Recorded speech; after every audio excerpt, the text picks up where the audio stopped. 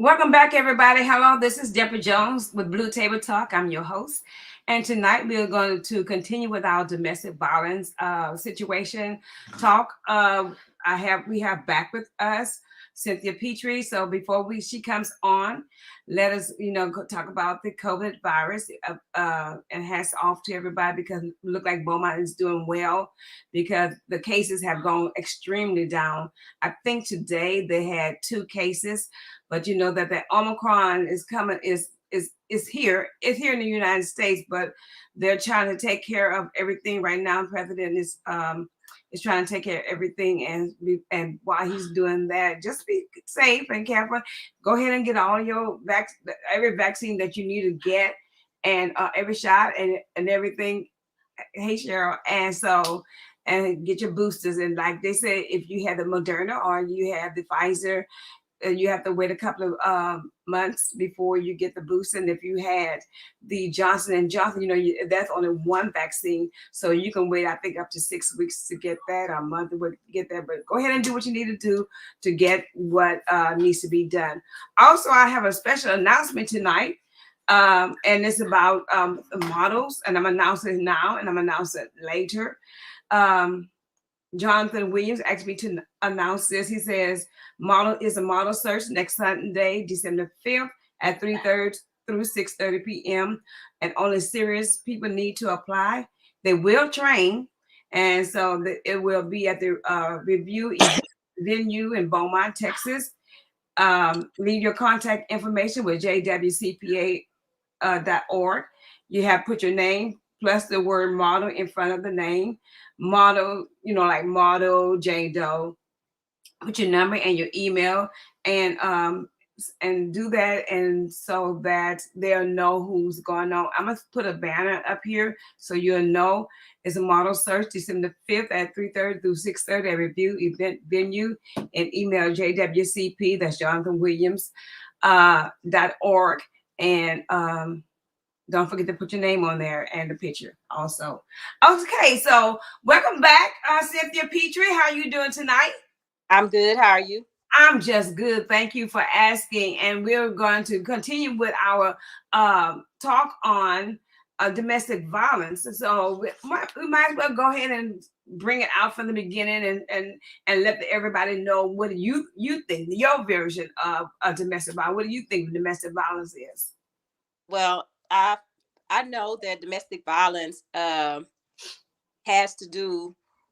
It's not just let's say partners or husband and wife. Any type of unwanted and uninvited attention or assault. It could be, like I said, husband and wife, boyfriend, girlfriend. It could be um, mothers and daughters, fathers and sons. Anything that's family related is gonna fall under domestic. But for the most part, we hear about partners, whether it's a wife or a boyfriend and girlfriend, you know. And so I kind of like to break that down in 2 categories, because we do know like mental abuse, verbal abuse, and emotional abuse is still somewhat domestic violence, but I would Mhm. think more of like domestic abuse on that part. So why do you think that victims of domestic violence return to their abusers, or even stay with them? I believe the number one reason is out of fear.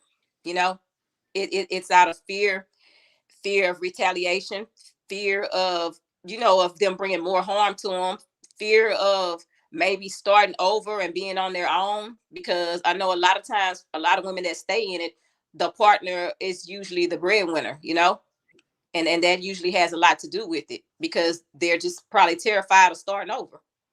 And a lot of it also comes with just a lot of brainwashing, when Mm. you just when they just really feel like they can't go nowhere else, or maybe nobody else gonna want them, because it does break down your self-esteem. Because it could go both ways, man or woman. Exactly, most It could go definitely. both ways.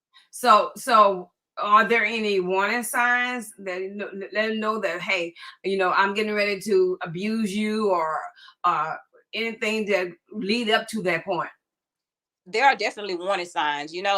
I know in a couple of my relationships, I ignored, I'm gonna say, the warning signs or the red flags, because a lot of times, they're very argumentative. They're going to start off, with the arguing and then the verbal abusing you, maybe embarrassing you in public, start trying to tell you how to dress, what to wear, where to go, calling your phone over and over, making sure you're where you said you're going. And a lot of times they'll get mad if you're gone too long. And a lot of times they'll follow you. Mm-hmm.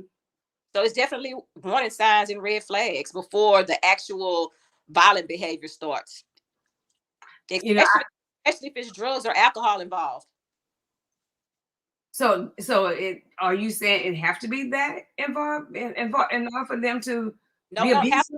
I'm saying it, especially if it is, it tends to escalate faster. Mm-hmm. Right. Yeah, I see. Wait a minute, hold on. Let me talk to my viewers. Good evening, everyone. How are you today? Thank you for chiming in with us tonight with Miss Petrie and myself. Look, go ahead and hit your share button so everybody can come on and know that we're in talking about domestic violence, and so that we can get all this going on.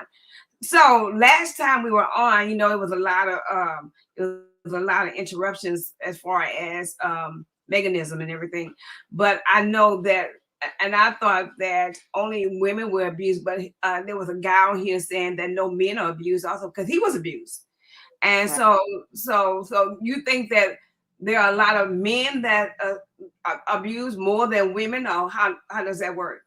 I mean, I'm not going to just say that it's more men that get abused than women, but I do know that that does happen, and it is common, and like we were saying last time, I have a friend that chimed in and that went through it. I know a couple of men that have gone through it, and a lot of times men don't come forward because, a lot of times the law enforcement will just kind of look at them crazy, like, oh, you a man, like really, like she's doing this, she's doing that. But you have some men that, no matter what, they're not going to hit a woman, no matter what she does to him or whatever. You have some men that'll just take it, and you have some men that'll leave, but you have some men too that are just, not violent, not fighters, don't, want to argue or whatever. And it's very traumatic for them as well. Right. I know I've raised my son as to don't hit a woman. Don't hit a woman out. Don't touch. I mean, don't even hit your sister. You hit your sister, then you grow up knowing that you're gonna hit whomever you with. So I raised my son that way. But like you said, there are some women who know that the guys are like that, and they take abuse. They abuse them because they know they're not going to hit them. And I think that's wrong. But then at one point I said, hey, they hit you, hit them back, because they have no right to put your hands. Don't put your hands on me. And I had a conversation with mine too about if they hit you, hit them back.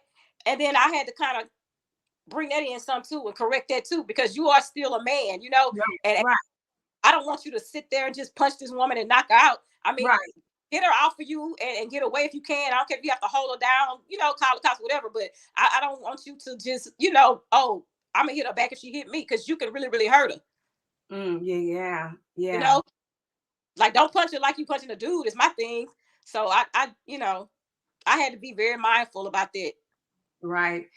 To my audience, if you want to chime in on domestic abuse, feel free to do so, because this is a big issue, and we just went out Domestic Violence Month. I think that was October, but domestic violence is always. I mean, I don't care what month it is. The statistic says it. You have more and more domestic violence going on now than we ever had in our entire life.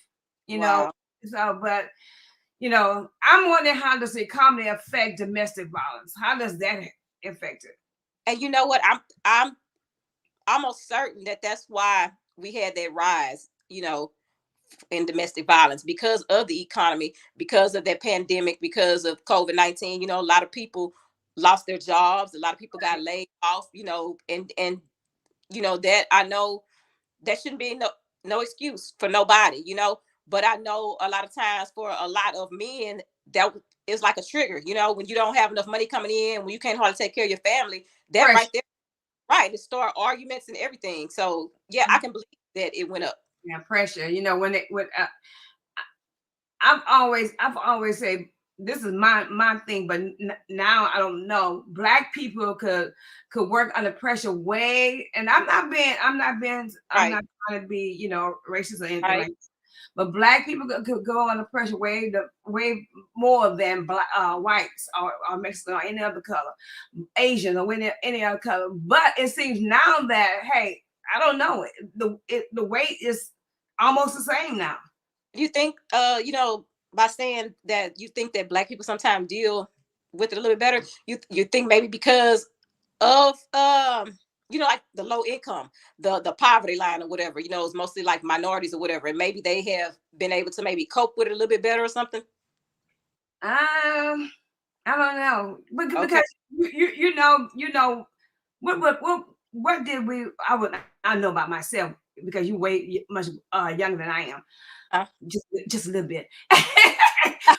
but back in the day, we thought that if we call on the Lord, then Right. we don't have to worry about the pressure or anything else because He's going to take care of us, and Right. which is true. Which Right. is true. Don't get me wrong.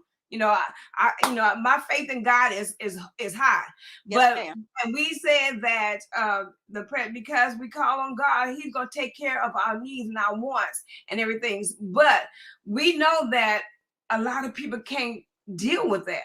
Right.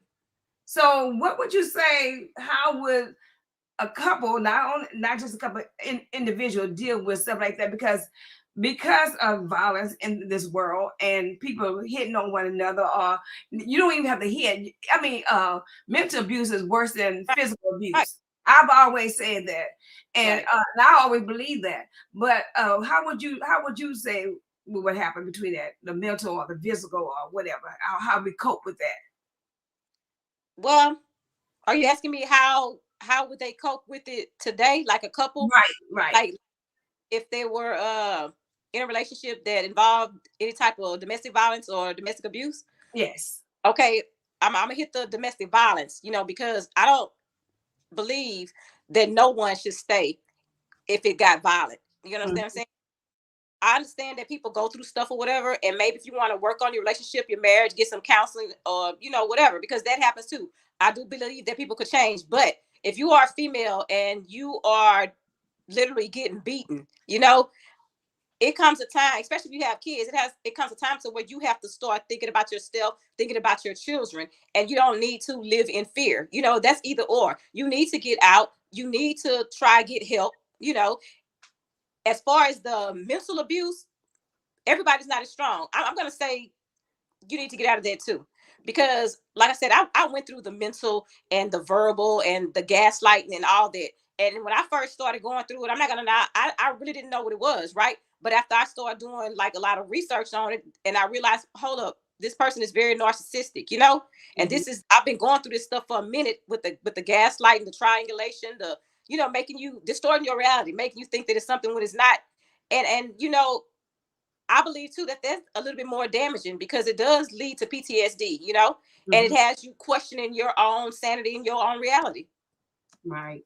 But as far as the violent part, anytime any type of relationship gets violent, yeah, you need to get out, because it's the ones that stay and think that they could change that person. That's a lot of people. They don't get to that second call or third call because they no longer here. Now, when you speak on gaslight, can you explain to the audience what you're talking about?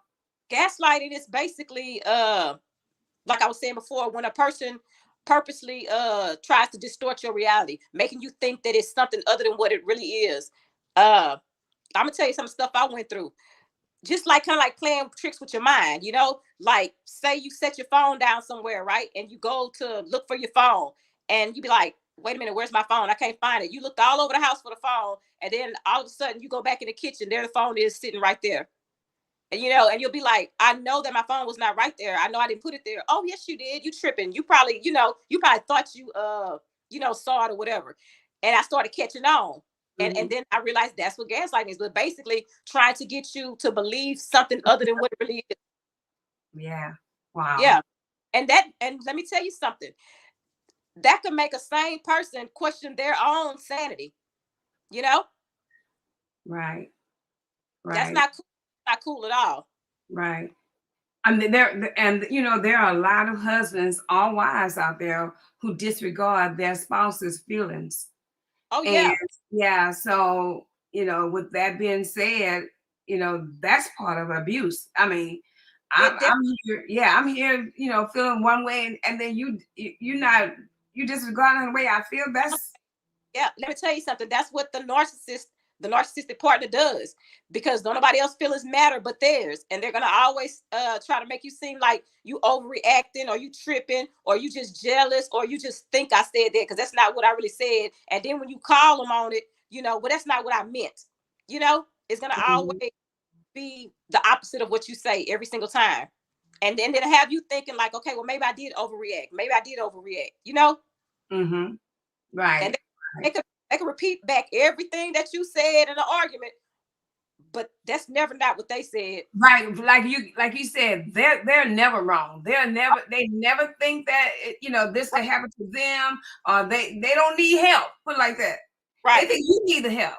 Oh yeah, because you're the crazy one. You're the one that's You the crazy. crazy one. You need the help. But Uh-huh.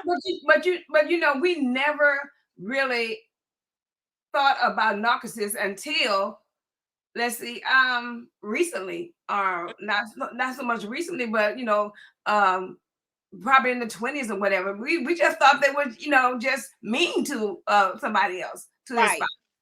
right, But it's just PTSD has been around forever. right. Forever. Right. And you don't have to be in the military to have Exactly. PTSD. I have gone Exactly. to the military to have PTSD. It's been around forever. We Because it's just, a form of paranoia. yeah. Yeah. Wow. I mean, this is domestic violence is crazy. Crazy. And it doesn't have to be a husband and wife. Like we said earlier, it could be the children. You Right. see what I'm saying? Domestic. Somebody could call the police and say, kind of how there's a domestic affair going on over here, Right. a fight with the kids. It could be with the children. They, Right. you can mess their minds up. And I've Right. seen some messed up mind Oh, children. yes. Let me tell you something. A lot of times, a narcissistic male or female stems from a narcissistic parent, because it happens in early childhood. And I did not know that until I started doing some research. And I'm not gonna lie to you, when I started looking back at some of the stuff that went on in my family, especially my dad's side, I'm like, oh my God, like I've been going through this almost all my life and didn't know what it was. You know? Right. Yeah. Did you seek help on it? No, because you know how you feel like you don't really need the help, you don't need the help. Present day today, I'm gonna say I probably could use some counseling, because it made me like I don't trust a lot of people, Right.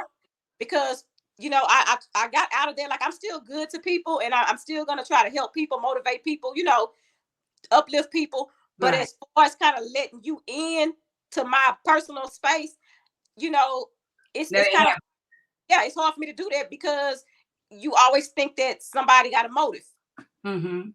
you know? Right. So, has anybody ever tried to just control your temper? Has they ever tried to control their temper in general? Just like, I'm gonna calm down. They calm down for a minute, and then all of a sudden they just go off. Oh, And they yes, I know for a fact I was in a relationship before with like I'm gonna say a Dr. Jekyll and Mr. Hyde, because it was like it came to a point to where you didn't know what was gonna set the person off. And then I'm like, okay, you were just fine just a minute ago. And then it's like you go to the room and then come back and there it is. Like, wow, right. I'm thinking like, what the heck going on? Like, I didn't say nothing, I didn't do nothing, but they'll sit there and they think of stuff, that could happen last week or last year. And just I didn't like walking on eggshells no more. right. I didn't like what to say. And thing about it is, after going through certain things in certain relationships, then I became aggressive. And then Mm-hmm. down to my kids, my girls became aggressive, you know? Mm-hmm. And it was somewhat embarrassing because I'm like, I don't want you to think that this is how you have to solve your problems, Like, just fighting and getting physical every time something don't go your way. Right. Have to have something go your way. So, Right. as you notice that in your children, did you notice that something is wrong, or is this the way I act and they just pattern behind me, or is this where I their you dad I, act? Or I yeah. definitely have responsibility for it because I know that a lot of stuff that, they did came from me, because you saw me on 10 a lot of times. You saw me being aggressive, or you seen, like the knockdown, drag outs, the fights, or the arguing, or the bickering, whether you fight or not, even just the arguing and the verbal abuse, because I've been, victimized in a couple of relationships. And then in another relationship, it's like I became the abuser. And I'm not gonna just say physically, but my mouth, Mm-hmm. And I had to take a step back on that too, because I'm like, this is not how I want to be, and this is not what, especially my girls, this is definitely not how I want my girls to be, and how I want them to talk to people, Mm-hmm. So have you ever felt like I stepped out of one relationship because of this, and now I'm stepping into another one?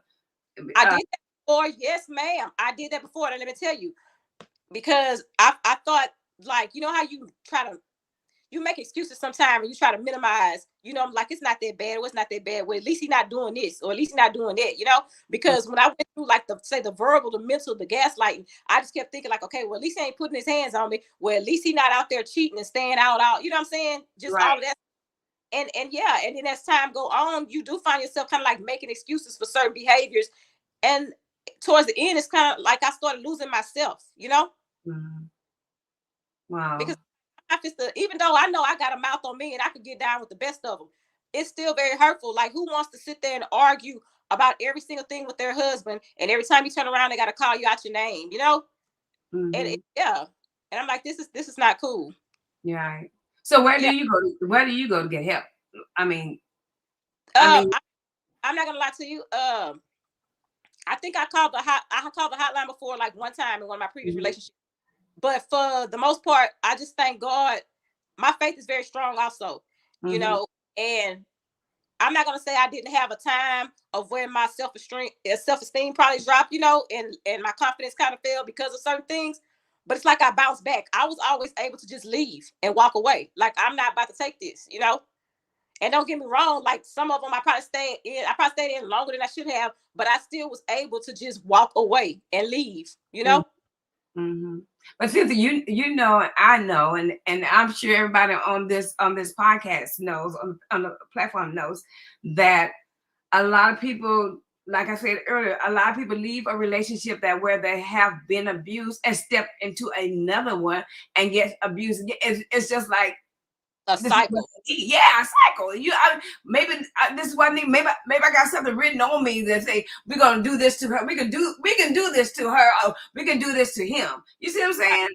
And yeah. So I take on it, because I did that before. I had to learn to like, what is attracting these different men to me. Like, when you're going through, and trust and believe, we all know that it don't start off like that, because they like the best boyfriend, the best person to date, ever. But it's like I kept attracting broken men or needy men. You understand what I'm saying? Mm-hmm. And I guess I'm somewhat of, like, what they call an empath. Like, I always look like I want to help somebody, or try to fix somebody, or show them something better, right? And a lot of people just have other motives, or sometimes some people, I can't fix them. Like, you're too broken, and I end up losing myself. You can show somebody sometimes the best of everything, and they still are stuck where they are. Like, nobody but God, or maybe counseling, can help fix them or change them, and they didn't have to want to change. So I'm not gonna lie, I spent my wheels a lot of times trying to look like help people that just still wasn't getting it. Mm-hmm. But you helping somebody who help you. As what you mean? You talking about in the relationship? I mean, you can talk all, because you have gone through some situations, right? You know what to expect or what not to expect. So while you was going through all that and everything, who was helping you while you was going there? Was there an advocate in there saying, "Hey, look, Cynthia, this is what you need to do. This is what you do not need to do, or whatever." Where did you find help? Baby, I'm gonna tell you this: nobody but God. And I'm telling you, because when I went through some of the stuff that I went through, nobody really came to my rescue, because a lot of people, first of all, that's another thing when you're dealing with a narcissist, and when you're dealing with the verbal and mental abuse and all that, because people can't really see physical signs or whatever. You know, I'm not gonna lie. For a minute, I had people playing on my mental, like maybe I'm overreacting or tripping, or just, you know, because of course the first thing they do is run out and try to make you seem like the bad guy. You know, like Right. Right. on them, you always nagging, like you be tripping and you just bringing baggage from your past relationship into this one, you know. And then sometimes, you know, you just had people that just didn't want to get involved. Of course, I had people who say, well, just leave, don't worry about it. You know, sometimes that is easier said than done, because you want to try to work on your relationship, you want to try to work on your marriage, you know, especially if it's not being violent, you know. Right. And it got to the point to I'm just like, I'm not gonna lie to you, it was the verbal, the mental, the emotional, the gaslighting, the lack of support, the not taking accountability for nothing, and not being considerate of my feelings. You know, like for any woman or for anybody, when you're in a relationship, when you come to someone and tell them that this hurt my feelings or that hurt my feelings, and they try to write it off as like, oh, why what I did wasn't that bad? Or, you know, well, I thought you was tougher than that. You know what I'm saying? That's very hurtful. And I went through a lot of that. You know, thinking like, well, it's not as bad as you think. Well, I didn't do nothing to you that bad.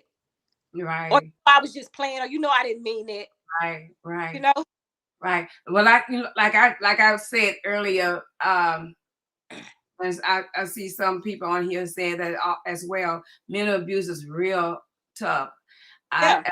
I have a friend who you know, you never know what people are going through. But Right. one thing I tell my friends now, I mean, as of this day, if someone come to you and say, I need to talk to you, whatever you're doing, stop and listen. Because Right. you never know what they're going through. Right. That's a cry for help a lot of Yeah, times. that's a cry for help. You Yeah. know, and a lot of times we say, I'm gonna call you back later, or I'm busy, I will do this and that. But if they come to you and say, look, I need to talk to you. Can you have a minute? Yeah, I got a minute. What's up? That's cry for Right. help. And if they can go off to deep ends, and then after they go off in deep ends, now you upset, now you worried, because now look, they've done something to themselves, and Right. you could have been there to help them. You see what I'm Right. saying? Yeah. So I mean, there's a lot of people out there that need help. Um, yeah, we as Black people don't like to see counseling, Right. and it's okay. Right. Counseling is okay, you know, Definitely. but that's how we were raised. We were Right. raised that way. So Yeah. I don't know. So we I was raised like what goes on in the married house, stay in the married house. You know? And you figure it out. you figure it out. Yeah. Figure it out. You know, and we don't think about advocates or anything like that can help. We don't think about calling the hotline or 911 for help. You know, until it gets really bad. You know, I went my very, very first marriage. I got married when I was young, like in my 20s, my kid's dad. And I went through domestic violence with him, like the violence, the fight, and all of that, right? And even though I was a fighter or whatever, I still went through it. And I never forget. And when you're talking about how Black families are, I never forget going to my aunties and telling them, you know, what was going on, what was happening. Like, you know, we fighting, he cheating, just all of this, right? And my grandmother was living at the time. It was my step grandmother. And I'll never forget, like, you know how these are people you looked up to, right? In your Right. family, aunties, like, I want to be just like them, her and my uncle, whatever. And when my auntie told me, well, and my grandmother, they said, well, he's the breadwinner, right? Because he was welding, he was a welder, right? He's making this money and that money. You know, you're not really wrong for nothing. You okay? Well, baby, you know, sometimes a man just gonna be a man. Mm-hmm. When I looked at them, I said, oh no, oh no. I could not believe it. And it made me kind of look at the family totally different, because it made me feel like, okay, well, you and Uncle so and so probably not as, you know, like I thought y'all were, because you're sitting here kind of like telling me to take all of this because he's the breadwinner. Right. And I got kids, you know, and you got to think about the kids. I believe that's when I turned aggressive, you know, Mm-hmm. because I started thinking, well, okay, well, if I'm going to stay, he going to have some licks upside his head. You know, and that's crazy. So how long did you stay in that marriage? 5 years. Okay. And that, I'm not going to say that that was long, but That was a long time. yeah, I should have left after at least the second year. Right. And I've always been the type of person, you put your hands on me, I'm gone. You know, and you know what? Mhm. I guess you think because you know you fighting and you fighting back that you know that it's not as bad. But who wants to fight all the time? But Right, I will say this, and I'm not proud of it. right, right, right. I broke him clean up out of fighting. Well, what were some of the signs of the abuse? What I left, I left, and I divorced him and everything, you know. But you know, even towards the end, of course, he didn't want to do no fight no more. But it still was too late for me. I was done, right, you know. And of course, today, as of today, he's not even that person no more because he was in his 20s then too, his early 20s. Like right. I was like 4, he was 22 when we got married. Oh, You know, yeah, yeah, yeah, yeah. yeah, And I can't say he didn't know any better, but cause yeah. he didn't know better. I mean, You know, he probably was fighting his, like I said, fighting his sisters. You see what I'm when saying? I look back at it, Or his mama. I'm just like, he was 22, I was 24, and I'm thinking like when I look at my kids now and at that age, I'm like, we didn't know nothing. Right. Even though I had my babies, but I'm saying I came straight out of my dad's house into this and into a marriage. Wow. Didn't know Can how to do nothing but cook. can domestic violence happen to just anybody? Yes, ma'am, most definitely. Mm. It don't discriminate. I know, and it's sad. But what are some of the signs of the abuser? How would you know they come back to? I mean, okay, he's getting ready to come here. He's gonna hit me. You know, we watched that movie, that one of Tyler Perry's movie, and the girl was getting ready. I can't remember the name of the movie. The girl was getting ready to get married to this guy. He worked at the bank, I and know about. yeah, and every time he came home, he would beat Yeah, her. it was He would. Blair Underwood, huh? That played in that movie. It was Blair Underwood that played in that movie. Right, Blair Underwood playing that wood, and he would hit her every time until she got tired of him, Right. and she did one of Al Green's number, threw them high grits on, Yes, ma'am. I got a girl. Yeah, and but you look at that, and we sit there, and we're amazed, we're amused, and we laugh, and we cry, and we do whatever, but it's real life. Right. It's real Right. life. Right. You know, that for anybody in any type of relationship, you know, just based off that movie is very, very traumatic and very unfortunate because I don't think she could have done anything different but leave because every little thing that didn't go his way set him off. You Mhm. know, he was very unpredictable, you know, and I'm not gonna lie to you, that's why my last marriage, I only been divorced now 4 months. It's been it's been final for 4 months. And that was one of the reasons why I left when I did, because I left before I got divorced, you know.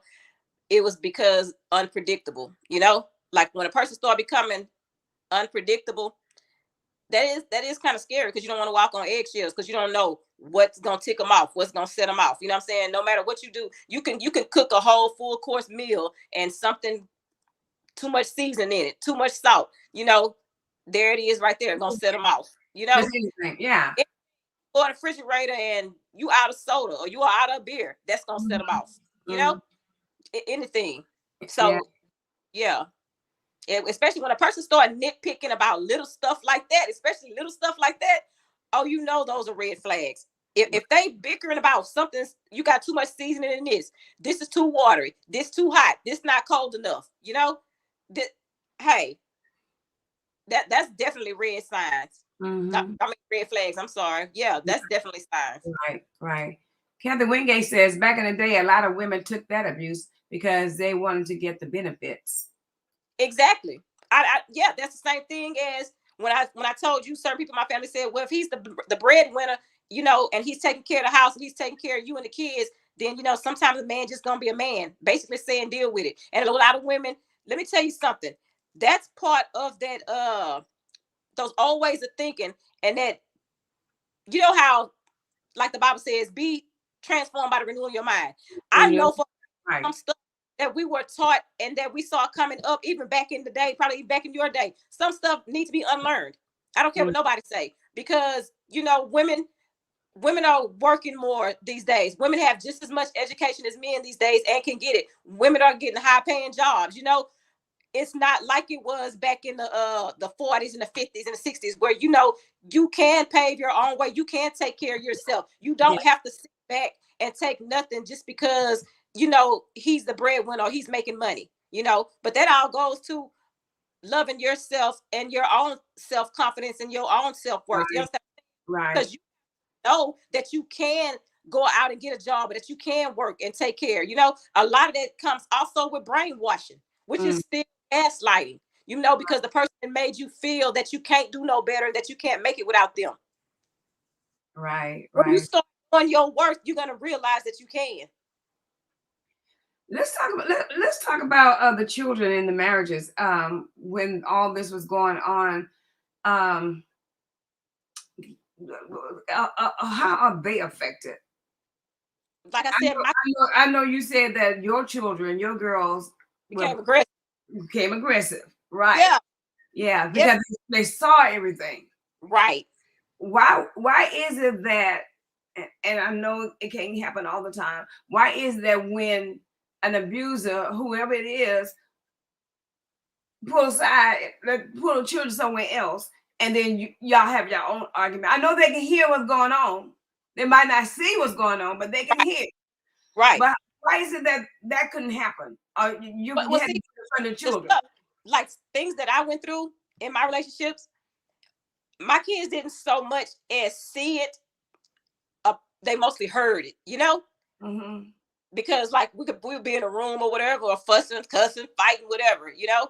They necessarily didn't just see, you know. But even with the arguing, the fussing and bickering, you know, it went on a lot in front of them also. But for the most part, it was in the room. Right. And I don't know, you know, I don't know what another woman or man has gone through in their house, but I do know that it happens for where everything is done in front of the kids. You know, I've seen situations where the kid had to call 911. Mm-hmm. Bad, you know. Right. And of course, I don't understand what would make no man hit a woman in front of their kids, Right. or let alone just beat her down. Yeah, Because they don't care. yeah, If they're abusive, they don't care what they do exactly. and where it's done. And I know that it turns, you know, some of them will start abusing the kids. I thank God that I never had nobody abuse my kids. Mm-hmm. You know? Because I probably wouldn't be sitting here with you right now. You'd have to put money on my commissary, on my books. So I thank God. Yes, Lord. Because he knew. He knew what was going on. Yes, ma'am. He knew that I wouldn't have passed that test.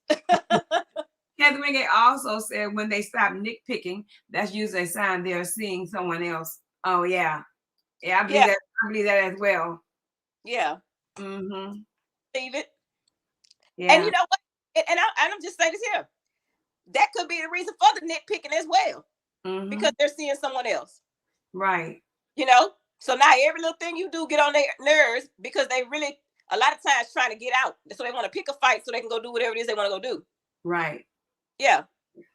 So while you have been abused in two situations, have you ever told like your mom or your sisters or cousins or anybody else? Have you ever told them about the abuse? And if so, what happened? Yeah. I told you my first marriage or whatever, when it did get physical or whatever, I told you how my auntie was like, well, you know, if he's the breadwinner, whatever. Right. But of course, I got out of that, you know, after we had a down drag out. And I'm not making no excuse, you know what I'm saying, for what the person did or whatever. I had to learn that I can only be responsible for my own actions, you know, and Mm-hmm. for myself. So even with going to my family, I still shouldn't have stayed in it as long as I did, you know. I should have got out way before the 5-year mark. As far as the verbal and the mental abuse thing, like you said, a lot of time in Black families, they really think that that's not as serious because he's not putting his hands on you. So it was kind of like in one ear and out the other, you know. Right. you got you a lot of times, you got your cousins. Everybody got that one cousin be like, girl, you need to leave. Girl, I would take this, that. But people sometimes have the best advice to give you and can't take their own. Because a lot of times they going through stuff too. So, That's right.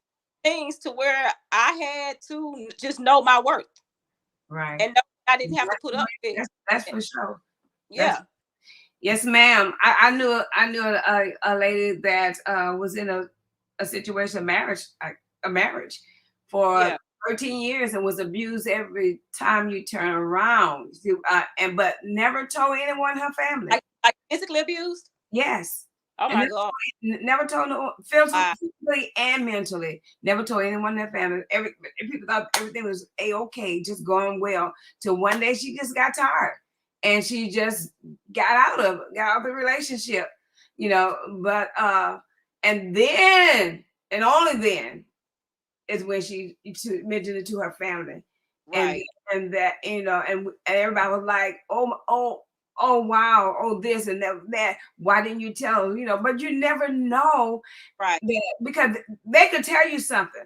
And if you tell so and so this, then I'm coming back at you, like that, and it's wrong. It's wrong. But that's why now you got that other person mentally. Yeah, definitely. Yeah, wow. I'm just gonna say, it's definitely gonna take a lot of praying, a lot of prayer. Your faith have to be strong, and you just have to muster up enough strength and faith to walk out.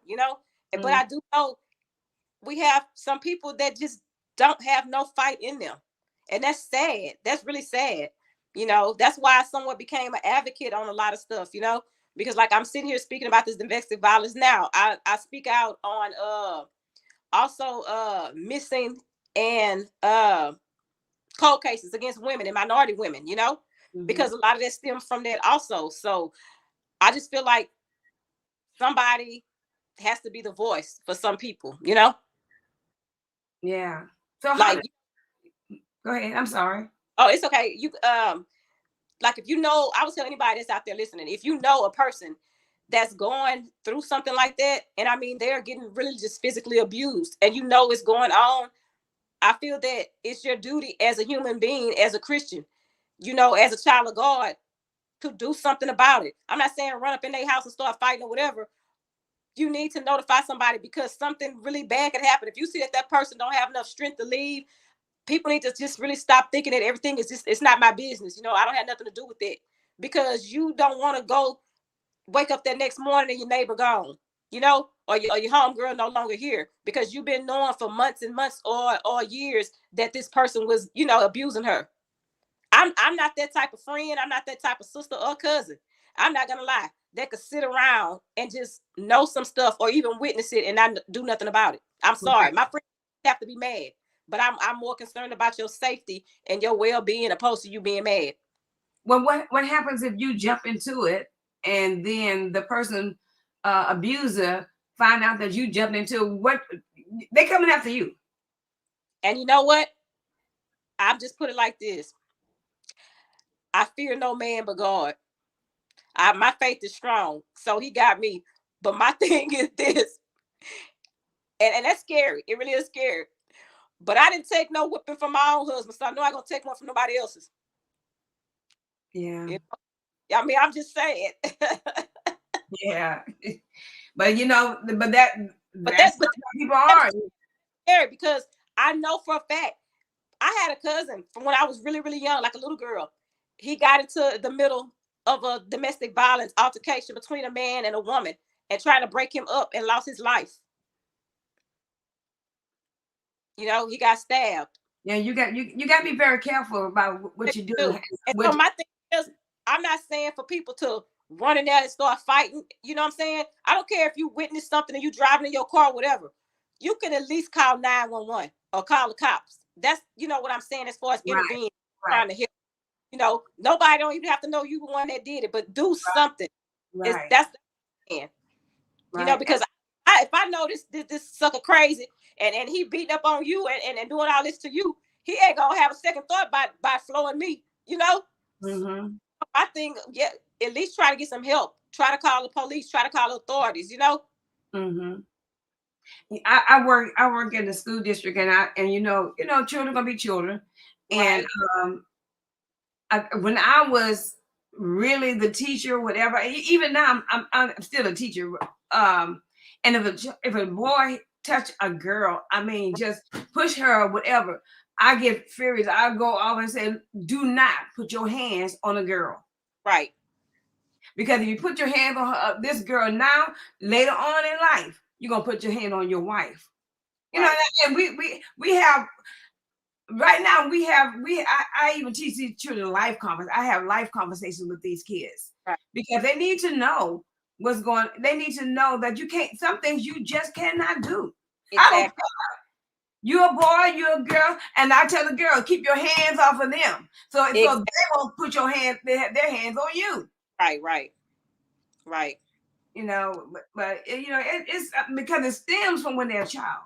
Let me tell you, and I feel that especially in our community, like in the Black communities, minority communities, mothers and fathers, they really do need to talk to their children about domestic violence, and they Right. need to their sons especially too, because I know of a situation where this young girl, well, I'm gonna say two situations where these young girls, they both killed the boyfriend for him putting his hands on them. And as a mother, you lost a child, a son. Right. That would still break my heart, Right. but Exactly. you cannot, I have a situation where, it was someone in my ex's family, Mm-hmm. and she was pregnant at the time, right? And he's no longer here, but she had the baby, and they don't want to have nothing to do with the little girl because of what happened with them. Right. But Right. she was defending herself. You understand what I'm saying? Right. She was defending herself. And it is really unfortunate because now this little girl, beautiful little girl, looks exactly like him. She don't even get to meet really that side of the family because they're holding this, Yeah. against her. Mm-hmm. And it's sad, yeah. Yeah. Right. So So, those are things that you have to watch out for when you don't talk to your son yeah. about hands on women, or don't talk. My thing is, even with my boys, I'm not gonna make no excuses for you. I'm not gonna condone it, and I'm not gonna hold you. I'm gonna hold you accountable for whatever you did. If you bring this daughter-in-law to me, if you bring your girlfriend or whatever, you understand what I'm saying. But you have some mothers that no matter what their son do, they gonna uphold them. Uphold it. They're gonna Girl, honor that. right? Yeah. They're like, well, you must have did something. Well, you must have made him mad. Yeah. What did you do? Right. And if your son is no longer here, then what? Right. Exactly. Stephanie Francois says to me, when they abuse you in front of the kids, it's abuse on the kids. To me, it sometimes become a cycle to the kids. Oh, Yeah. I believe yes, most definitely. Most Mm. definitely, because you know what? Kids, I had to learn it as far as when my kids were growing up, when I was raising them and everything, we have to always remember that kids mimic what they see. Yeah. You know, and at a young age, they are very impressionable. And you be surprised what kids remember, because me and my kids have had some talks, Mm-hmm. and a lot of stuff, when you think the kids sleep, even if you and they're just talking, how we always say grown folks business or whatever, I had my kids today come back and tell me some stuff that they remember I said, or that he said, or whatever, you can kind of laugh some stuff off, but you have to really be mindful what you put in front of your children, because they do mimic what they see. And I'm gonna tell some people, if you sitting up there smoking weed, or you sitting up there clowning and doing whatever, you popping pills, whatever, when that son or that daughter grow up and they start doing the same thing, you can't get mad. What you mad for if that's all you showed them? That's how you show them. Yeah. Mm-hmm. You're right. Now, let me read this with Stephanie wrote, because it's kind of long. My ex neighbor was abused, put in the hospital before I met her, and her brother took up for her and got shot. And the guy still, nothing's done. Then he stabbed her in the arm in front of the kids. She coached them to not to say a word. She lied about going to a hospital and me calling the laws. Years later, they just recently got married. Well, she's crazy. Oh my God. she, Wow. she's crazy because she know what he's doing. Right. And Have done. Yeah. some people think, let me tell you something. Some women in my opinion, and I've seen it seem to think that once they get married and now he my husband, everything gonna be better. Will be better. Right? Yeah. Man? Yes. No. Yeah. And that goes with like the infidelities and everything. Like if you know that Joker was a womanizer and cheating and abusing and all that stuff while y'all were just dating or whatever, what would make you go marry him? Right. And I'm not gonna lie. I went through that before, you know, and I'm not gonna just say like getting married, but I knew that this person, you know, did whatever, and still ended up going to get a place with him. Like, okay, we're gonna live together now. You know, like we're gonna act better since we're under the same roof. Cause you know, living in two different places, you just running wild. What a fool I was. You know, like what a fool. Right. But that's something you didn't know, but now you know. You're right. And that's what I'm speaking of. Like we always say, if I would have known then what I know now, this would never happen. Right. You know? It's so right. We have to mature ourselves. Right. So how do you feel now in any relationship? How does the relationship affect you now? And how do you feel about yourself and your children and your future? How do you feel about all that right now as of this moment?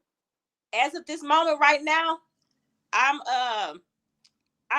getting to know myself like all over again, like the real me. Like I kind of like had to take a step back and just learn myself. Even with the dating, you know, I just recently decided to stop dating, you know, like I don't even need to go out with nobody right now or nothing because I don't want to get you together back in that same cycle again, you know. And I'm like, I need to learn how to be by myself for a second. I need to learn how, because I'm getting to the place where I kind of like, I'm learning what I need opposed to what I want. Right. You know what I'm saying? Right. And so is whatever guy I decide to be with or it as of right now, I don't have no plans to get married again. But you know, you just never know what could happen. Right. But what I'm saying is I'm definitely gonna take my time. I'm definitely gonna look for signs, red flags, you know, like meaning like I'm not gonna ignore nothing and try to downplay stuff and like, oh, it's not that bad or whatever. You know what I'm saying? Mm-hmm. And I just need to set healthy boundaries, you know? Mm-hmm. Because I had to get into a space to where I have to nip stuff in the bud, like right then and there. Cause you know, when you let stuff just go on, yeah, then it's gonna come into the relationship, then it's gonna come into the marriage. So I had to learn how to just set healthy boundaries. I think I'm in a pretty good space now. I know I feel like I still have ways to go, but you know, like I said, it's only been 4 months since I've been, you know, divorced, you know, all the way. But that's exactly why when I was telling you that book that I wrote, that last devotional I did, which is the Love Project, Mind, Body, and Soul, it was basically about me coming into my own and learning to love myself all over again, you know? Right. And setting those boundaries. Right. Because I'm not gonna lie, I never thought that I could live by myself. And I'm loving living by myself now because I've always had like a husband or I've always had my kids or somebody around, you know? And I'm liking the fact that I, you know, could take time with myself. I could meditate. I cook for myself. You know, I love the fact that I could clean my place and stay clean and everything is exactly where I put it. Right. Right.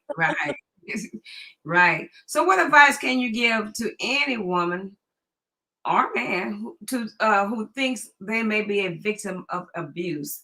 I mean, whether it be mentally, whether it be physically, or whether the guy is controlling.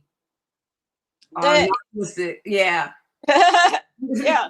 So my advice to anybody that's going through stuff like that is, like I said before, especially if it got physical, you definitely need to get out, you know, because if it happens once, twice, it's going to keep happening. As long as you keep allowing it, it's going to keep happening. It's going to escalate, you know. Anytime something becomes physical, I just really think you need to get out of it, you know.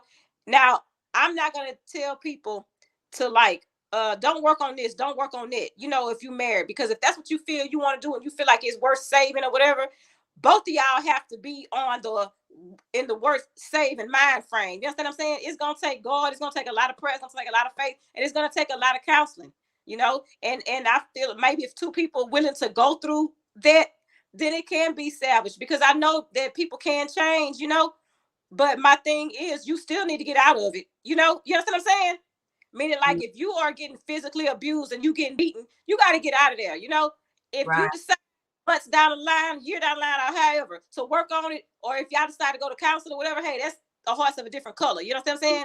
But your welfare and your you know what I'm saying, as far as protecting yourself at the time, especially if you got kids, you definitely need to get out of that, because nobody want to be walking on eggshells, and you ain't got time to be sleeping with one eye open. You know, if it's mental abuse and verbal abuse or whatever, you still gonna need counseling. You know, first of all, you need, especially if you're dealing with a narcissistic partner, you need to start calling that person out on you know what I'm saying, on the things that they do, and make them take accountability. If the person is not even trying to take the accountability, meaning like if they don't want to own their own stuff, then that's the person that you're not gonna never really get along with. You know, because as men and women, real men and real women, especially if you love somebody, you want to be in a relationship with them, you're gonna be considerate of their feelings. First of all, you're gonna listen to them and know, like, hey, this hurt my feelings. I felt like this was disrespectful, and you're gonna try to fix it, and you're gonna try to work on it. A person that keeps on doing the same thing, knowing that you said it hurt your feelings, knowing that you felt was disrespectful, that's the person that really don't care about you at all. They definitely don't love you. So you spinning your wheels with it.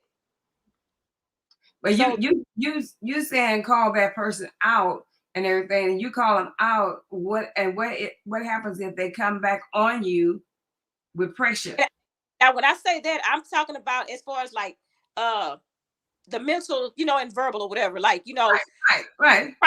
So if they come back on you aggressive, then you already know what it is. You know, like, well, because you don't want to listen to nothing that I have to say. You don't realize that this is affecting our marriage, our relationship. Like, you understand what I'm saying? Mm-hmm. If the person don't want to, if they get aggressive because what you told them was straight facts, right? That's a person that don't care about you and don't really love you. A lot of people are there when they act like that. They basically there for what you can do for them or how you make them feel. They don't care about how you feel. It's all about how you make them feel and how you make them look. So if you know that that's the type of person that you have, and they get aggressive or on the defensive every time you try to talk to them and tell them something, then 9 times out of 10, y'all not evenly yoked, and that's not who you need to be with. Well, you know, a lot of times we see this before we even go into the relationship with them. Yes, ma'am. But we still go into the relationship. You see what I'm saying? Right. And I mean, if you saw Johnny knocking you out or talking down on you when you were dating, doggone, he gonna do it when y'all married. Yes, ma'am. So, yeah. That's what I say, doing your research and taking your time, and you know, and not jumping into marriages, because a lot of times, a lot of us, we are in love with the wedding instead of the marriage. Right. You know what I'm saying? And that's where you mess up at. You understand what I'm saying? It's hey, once you figure out who you are as a woman, as a male, know your worth, baby. Right. When you start knowing your worth, it's gonna be a lot of stuff that you're not gonna accept. Not gonna accept it. Yes, when you don't really know who you are as a woman or as a man, that's when you are very vulnerable to a lot of things. Right. You know, right. A lot of things because you don't even know who you are yet. Right. Well, I'm so happy that you took the time out to realize who you are. Yes, and you got out and you got out the situation. You see what I'm saying? Because anything could have happened. Anything could have. Like I said earlier, I might not be here talking to Cynthia Petrie. You know. Right. So I'm glad that you found out who you were and know that you were above things and not below. Right. That you know, what you've been through is in the past. You learn from that and move on. Yes, ma'am. So I appreciate you. I appreciate you coming to us, Cynthia, because we had this conversation a while back and we kept, you know, the technology just kept going in and out, but it had to do it then, because we need to know this now, that domestic violence is just, it could be anybody. It could be the man, it could be the children, it could be the wife, it could be anybody. So, but when we know about things like, if we know, because sometimes we don't know, when we know about things like this, we do need to help, because a lot of times you guys are crying for help, and we're not seeing it, we're not hearing it. Right. So I mean, and unless you throw a brick at us and say, "Look, I need help," or so and so and so, but we should know the signs. We should know those signs. We should, because a lot of people take their lives behind this. Mm-hmm. Mm-hmm. you know, and which and then we're gonna say if I woulda, coulda, shoulda. Exactly. But you know, listen, and I tell you, I tell my friends now, when you hear somebody say they need to talk to you, or you hear somebody crying out for help, stop what you're doing, listen to them. If that's all Right. they need for you to do, sometimes that's all they want you to do is listen. Right. Right. So I appreciate you, Cynthia. Thank you for coming on tonight. And Yes, so, ma'am. yes, ma'am. And also let them know about the book you have and the podcast you have or something, you know, that's going on in your life. Oh, yes, ma'am. I actually have 4 devotionals on Amazon. My brand is Urban Bread. So my first devotional is Urban Bread, a devotional journey. And my second one is Urban Bread for the Praying Mama. My third one is Urban Bread for Men Who Lead. And that fourth one, that last one that I did like a few months ago, that one is Urban Bread Presents the Love Project, Mind, Body, and Soul. I did that one a little bit differently because that one is the one I told you when I kind of like broke out and broke away and started, learning myself again. And it's Right. crazy because I know that, the Holy Spirit led me to a lot of that, because what are the odds that I thought of this, the name of this book, which Right. the Love Project, because the Love Project is you. You are the project. And it's Right. basically loving yourself again and working on you and setting boundaries, and in all my devotions, I put songs in them. I put the scripture in them so you can go look it up and, be like tie it all in. And I just always believe that a song in your heart will carry you the rest of the way, So I always put like the name of the song and the person that sings it, because I want people to go to YouTube and go Right. actually look at it and see who sing it, with all my books. So yeah. So all visit what you're saying is on YouTube, but we can find those books in Amazon or what? All 4 of my devotionals are on Amazon. So just go to Amazon and put in Urban Bread Cynthia Petrie, and I'll pop up. Come up. Okay. I have a YouTube channel, which my YouTube channel is Urban Bread, because I call it Urban Bread because it's for us. It's for us minorities, and it's food for the soul. Right.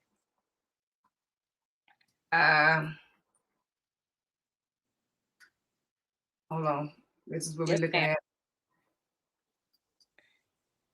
Urban Bread Cynthia Petrie. Oh, and it's on Amazon. You get that off of Amazon, guys. And Yes, just Amazon and look up Urban Bread Cynthia Petrie, and you can get all her books that she mentioned to you. channel. Subscribe to my YouTube channel, Cynthia Petrie, Urban Bread. Yes, ma'am. Thank you for coming on tonight. I appreciate you. And if there's anything that I can do for you in the near future, you can always call on me, and we'll talk it out and go for it. So tell everybody I said hello. Thank you guys. To my listening audience, I want to thank you for coming back on tonight. I've been doing a little things lately, so that's why I haven't been coming on every week.